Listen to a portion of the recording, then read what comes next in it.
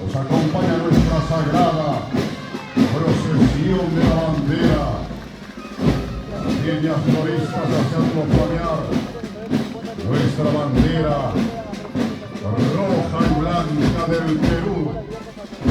En este acto indescriptible que nos llena de emoción y de alegría.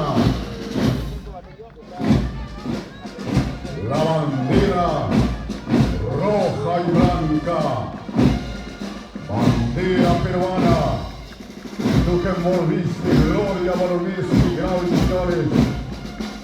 A continuación anunciamos al bosque de banderas.